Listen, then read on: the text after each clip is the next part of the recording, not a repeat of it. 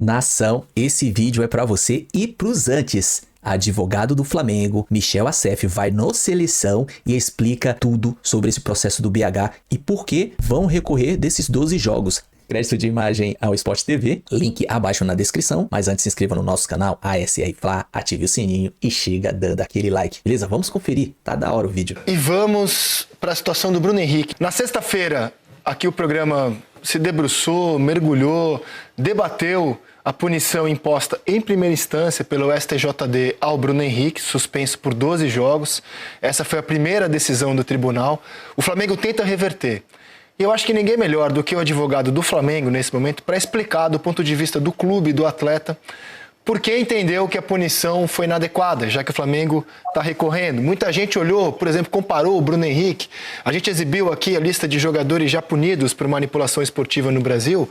Tem gente que foi banida, a gente pegou 720 dias, a gente pegou um ano, o Bruno Henrique pegou 12 jogos.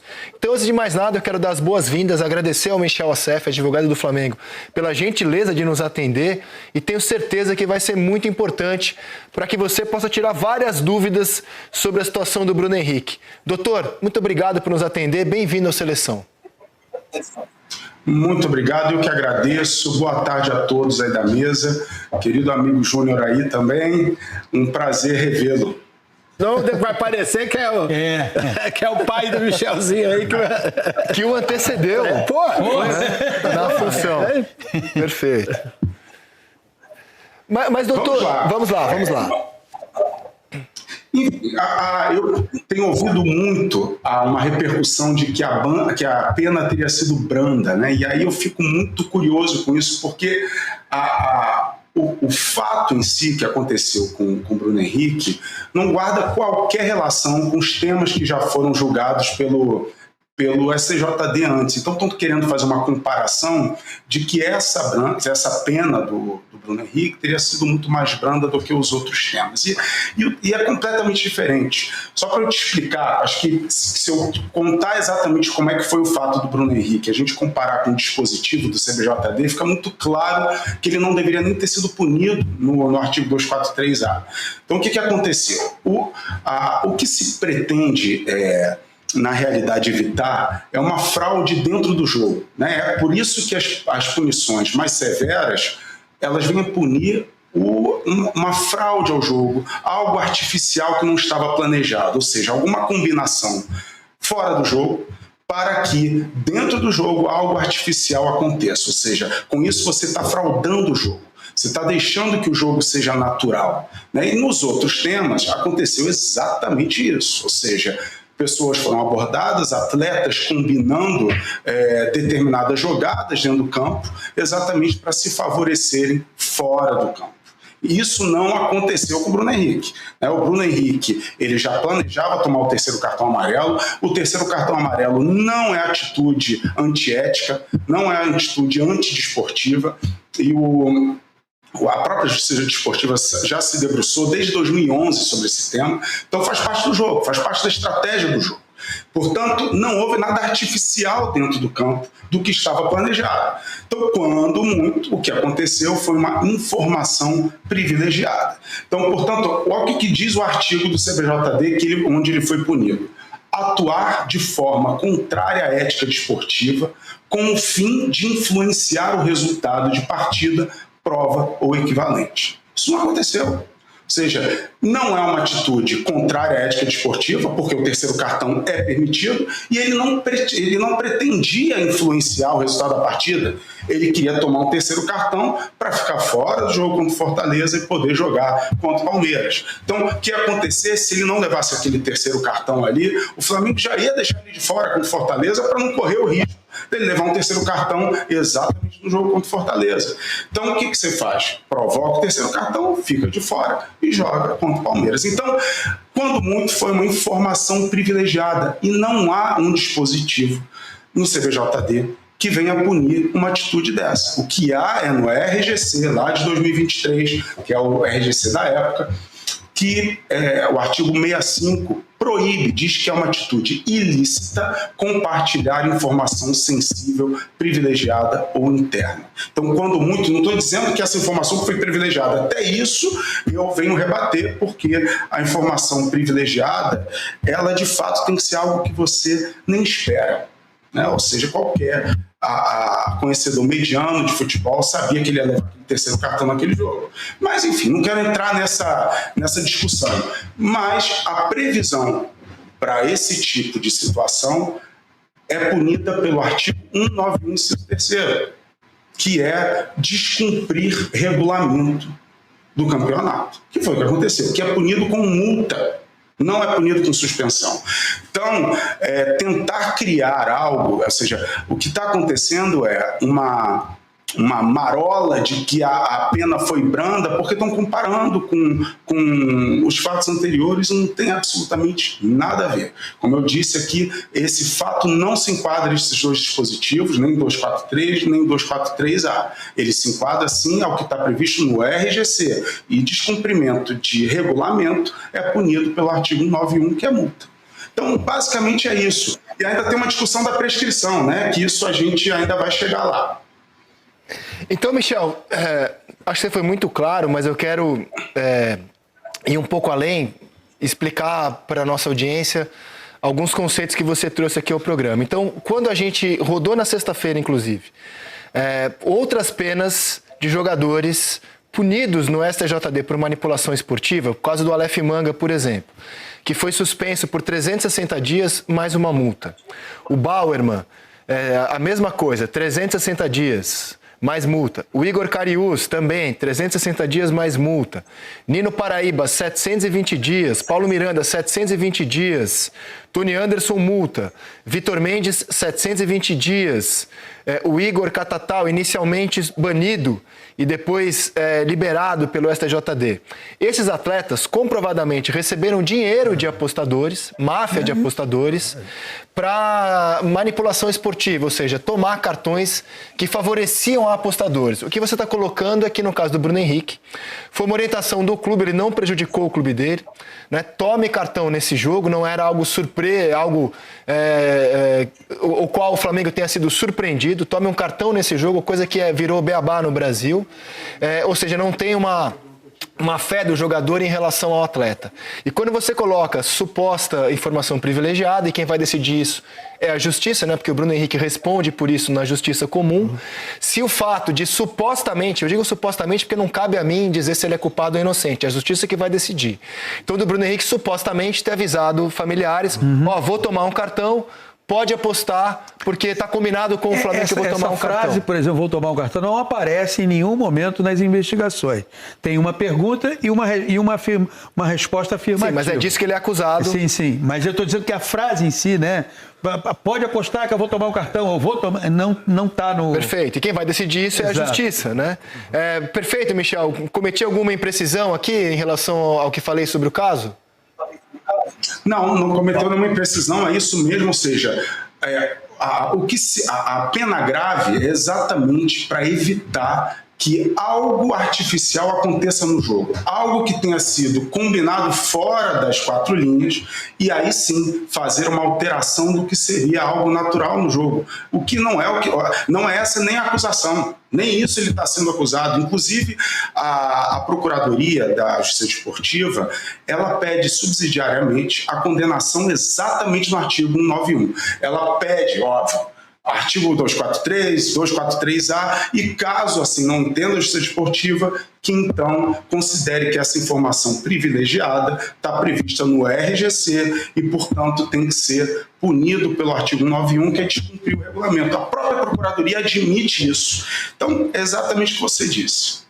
E para finalizar de minha parte, antes de passar a bola para o PC, eu te pergunto, caso, né, hipoteticamente, se confirme essa informação privilegiada, e insisto, isso é quem vai decidir é a justiça, não é a gente aqui.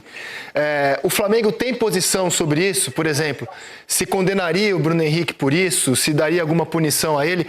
E nem sei se você responde sobre isso ou se é algo ligado ao departamento de futebol, mas eu te pergunto, já que estamos ao vivo aqui conversando sobre isso. Caso a hipótese de informação seja confirmada, se o Flamengo tem posição sobre o tema? O Flamengo, é óbvio que isso é uma decisão da diretoria de futebol, diretoria jurídica, não cabe a mim, que sou advogado externo do clube. Mas o Flamengo, todo início de temporada, como fizemos inclusive esse ano, estou junto com o departamento, a gente faz uma palestra com esse fim. Tá? Então, o doping, esse ano a gente falou muito do doping e da manipulação de resultado.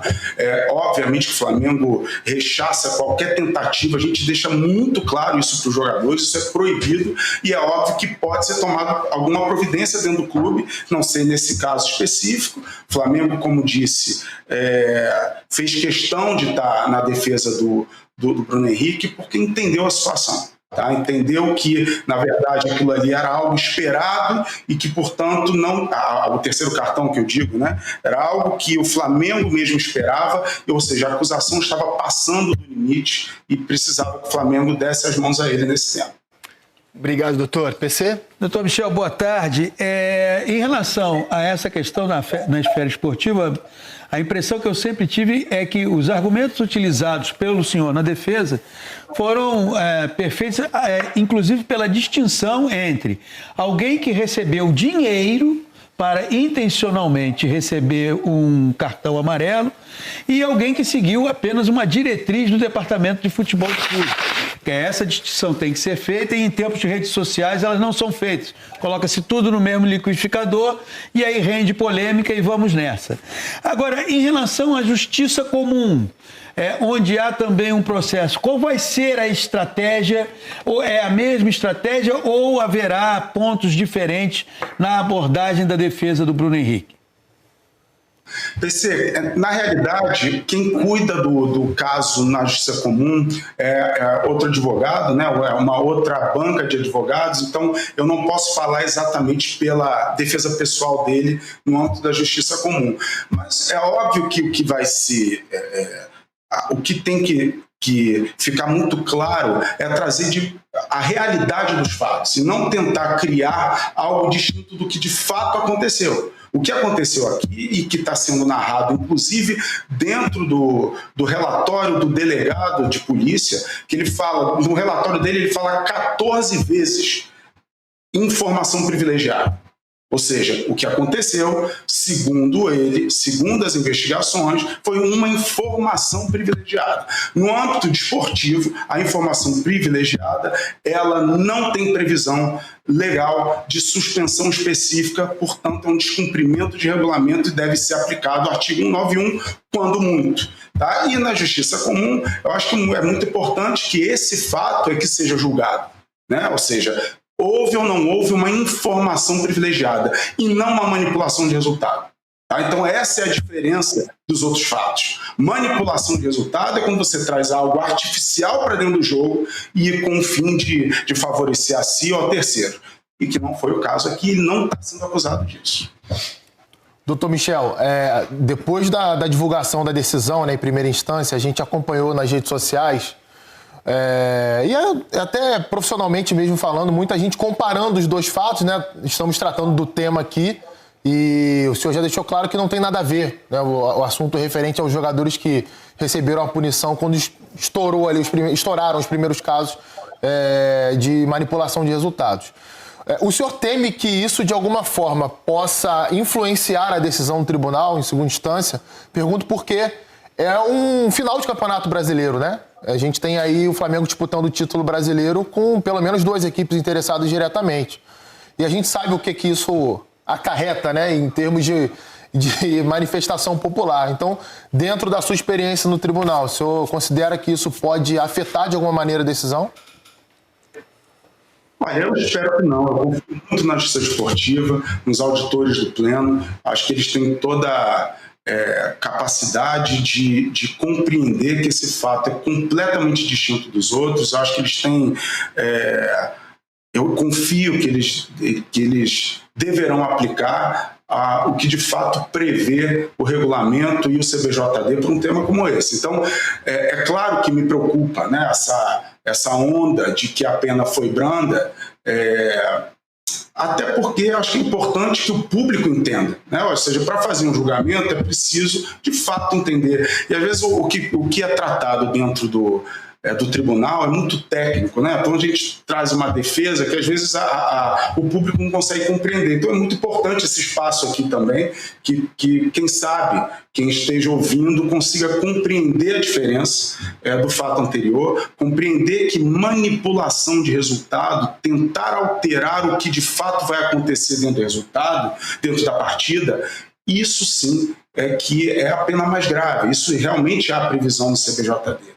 O que aconteceu com o Bruno Henrique, que eu nem admito que seja uma informação privilegiada, isso faz parte da minha defesa, tendo em vista que é uma informação que, como eu disse, né, qualquer entendedor de futebol poderia imaginar que isso ia acontecer. Mas eu não quero discutir isso aqui, até porque isso vai ser uma discussão interna também do clube, mas acho que é importante, acho que esse espaço é importante para fazer com que o público e a mídia entendam que, pelo contrário, a pena não foi branda, a pena ela foi exagerada no nosso entendimento. Michel, primeiro eu acho que pra gente, leigo, né, eu acho que foi importantíssimo esses esclarecimentos, porque como disse Paulinho, se coloca tudo no liquidificador e parece que é sempre a mesma coisa. O que mais me chamou a atenção é que não teve realmente, o Bruno Henrique não usou de todas dessas situações para que ele fosse beneficiado de alguma forma, diferentemente dos outros atletas que foram punidos, né? Porque eles fizeram e criaram as situações exatamente para que eles fossem beneficiados. E parece que o Bruno Henrique não foi beneficiado e em nenhum momento não teve essa intenção de ser beneficiado. Mas, de qualquer forma, eu acho que esse esclarecimento teu e de toda a equipe, eu acho que foi importante para que nós, leigos, pudéssemos entender e pudéssemos, na verdade, olhar as diferenças entre casos, né? Para que não fosse colocado tudo no mesmo lugar. E acrescento, doutor, uma pergunta ao senhor. Primeiro, assim, a gente vive a era da opinião. Todo mundo hoje tem opinião antes mesmo de ter informação sobre as coisas. Não, informação está em segundo plano. O que importa é opinar. Então eu acho que assim, foi muito importante. Aliás, falei isso na sexta-feira aqui. E foi o programa que motivou o nosso contato, né? Que eu acho que antes de julgar, a gente deveria informar sobre o caso. Eu acho que o senhor fez muito bem do ponto de vista do Flamengo, do atleta. Eu acho que todo mundo aqui entendeu perfeitamente o que está em jogo. Mas eu queria perguntar para o senhor o seguinte. Na legislação brasileira hoje, esportiva, não tem especificamente o artigo da manipulação esportiva, né? E me parece que isso é um problema para se adaptar aos tempos atuais do esporte, né? Já que esse é um grande mal hoje do esporte mundial. Se o senhor acha necessário, porque hoje eles são julgados por atentar contra a ética. Qualquer coisa é atentar contra a ética. É muito aberto esse item, né, no nosso Código Brasileiro de Justiça Desportiva. Se o senhor acha que é importante que a gente seja mais específico, né? Tenha um código específico para manipulação esportiva e um também para a informação privilegiada, ou se o que tem já basta na opinião do senhor? Eu não concordo plenamente, tem que ter uma alteração, sim. Há uma necessidade de adequação do CBJD à realidade, né? Hoje a aposta esportiva é uma realidade e que é necessário, sim, uma adequação. O que se faz hoje é trazer esses dois artigos, né, que de alguma forma guardam alguma relação com a manipulação do resultado, mas, novamente, eu acho que deve haver, assim como há em outros esportes, né, o tênis já convive com a manipulação de resultados há muito tempo. Eu já atuei em alguns casos no tênis e eles têm um tribunal específico para tratar de casos de manipulação, inclusive. A necessidade de adequação ela é óbvia, né? Acho que a gente precisa se adequar, mas trazer as diferenças de penalidades também, né? Ou seja, o que se mais quer evitar de qualquer forma é que o jogo ele se torne desinteressante, né? Que tenha de fato algo artificial acontecendo dentro das quatro linhas, né? E a informação privilegiada é algo distinto. Ela deve ser coibida, sim, ela deve ser analisada com toda atenção, mas ela é diferente. De fato, ela é diferente. Fazer a combinação fora das quatro linhas para alterar o que vai acontecer no jogo, isso sim é uma manipulação de resultado em todos os seus sentidos. E assim, só para deixar claro, o que o Flamengo pede no recurso, né? Inicialmente ele pegou 12 jogos de suspensão. Qual é o pleito do Flamengo a partir de agora? Nós vamos recorrer nós temos a tema da prescrição, que para mim é irremediável, né? Houve um excesso de prazo. E aí é uma questão muito técnica, né? Quando se instala um inquérito, não estou falando nem a primeira notícia de infração que aconteceu lá atrás. Estou dizendo agora a instauração de inquérito que aconteceu em maio desse ano. Quando se instala um inquérito, há uma previsão no artigo 168 do CPJD de que o prazo ele se interrompe. O prazo para oferecer a denúncia, ele é interrompido. Aliás, o prazo para iniciar o processo disciplinar. E a interrupção faz com que o prazo ele recomece. Então, esses 60 dias ele recomeçou exatamente, salvo engano, em 7 de maio de 2025. Ou seja, teria, então, 60 dias para que fosse oferecida a denúncia fosse recebida. E o entendimento do tribunal foi que o que aconteceu foi uma suspensão de prazo e não uma interrupção. Ou seja, que o prazo teria interrompido com a instauração do inquérito e voltado após o relatório dele. O que, no meu entendimento, é uma compreensão equivocada, com todo respeito à justiça esportiva, e esse tema vai ser levado até o fim, a todas as esferas necessárias. Eu perguntei para o doutor, já sabendo que não é a área dele, por exemplo, quem decide, caso seja confirmado, insisto, isso agora quem vai fazer é a justiça.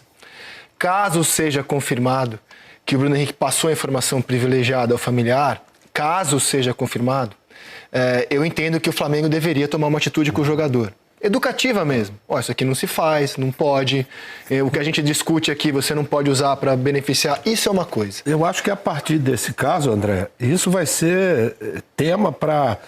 Por exemplo, o cara que... Não só para o Flamengo. Tem um jogo nesse caso, perfeito, né? Vou tomar um cartão contra um time para que possa jogar contra um adversário direto, que seria o caso do Palmeiras. Eu acho que isso vai passar... Se você vai tomar o cartão, você não vai divulgar nada. Acabou. Perfeito. Agora, isso precisa ser provado ainda. Isso precisa ser provado. Até porque a conversa até agora divulgada, insisto, não sou eu que vou julgar. Ela acontece 2 meses antes do jogo acontecer.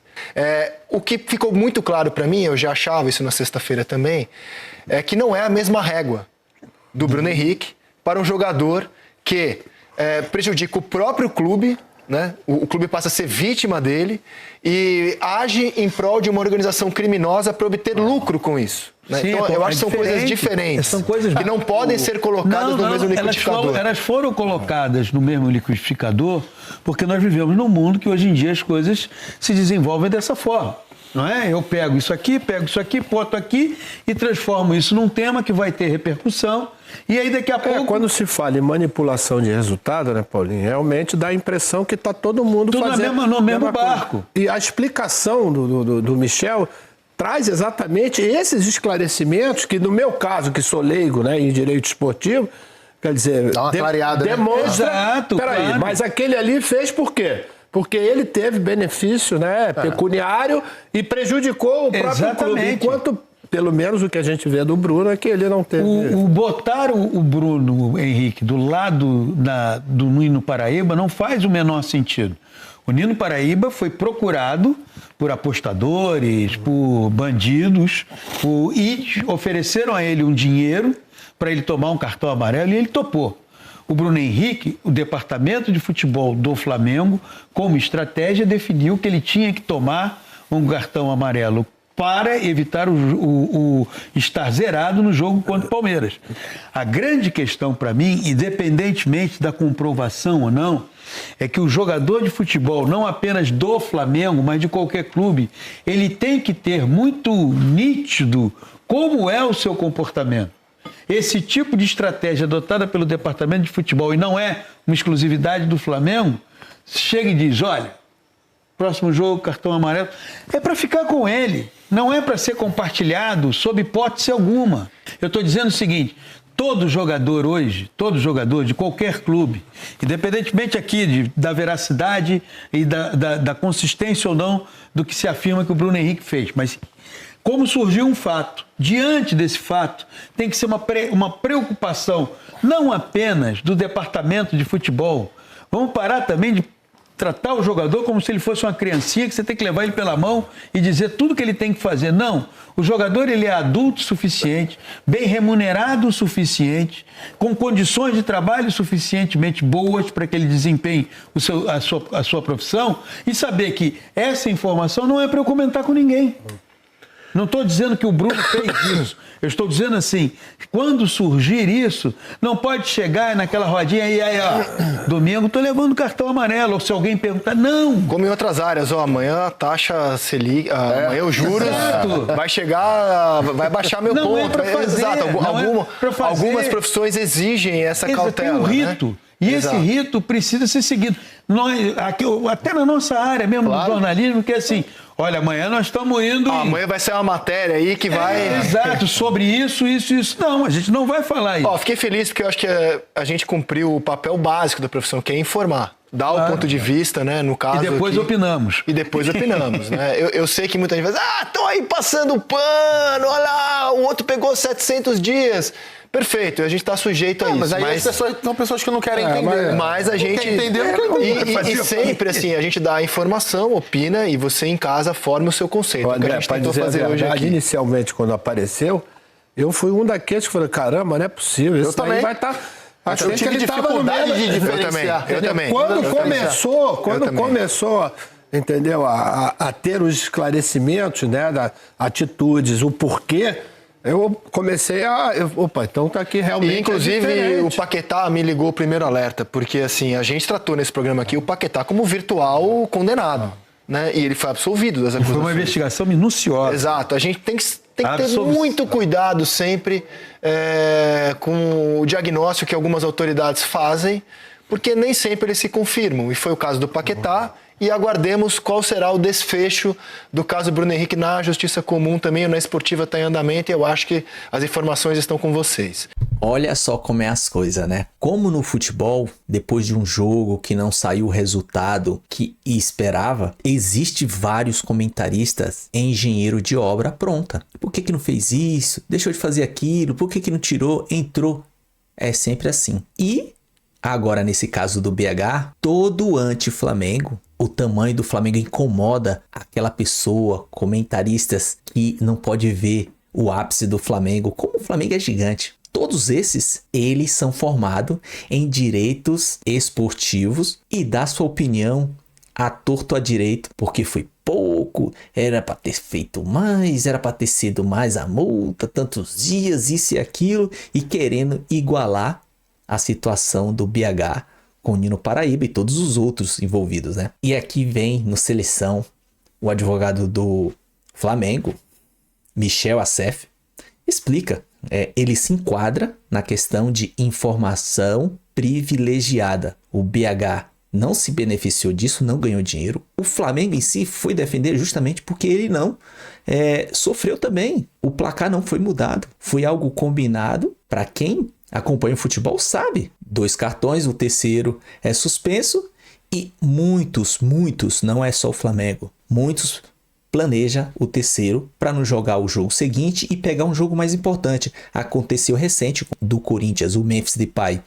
Ele não foi ele jogou contra um time, pegou o amarelo, foi questionado pelo resultado, o desempenho do time e tudo, e ele não foi para Fortaleza pegar o Fortaleza lá para pegar o São Paulo aqui, lá no Morumbi. Ficou por isso mesmo, tudo bem. Como é o Flamengo, os antes são formados em direito esportivo. É brincadeira. Mas se quiser entender, é só assistir esse vídeo. Não foi algo artificial combinado lá fora para receber isso e aquilo. Foi algo interno mesmo, do departamento esportivo, comissão técnica, o Flamengo em si e o jogador. O vídeo é só.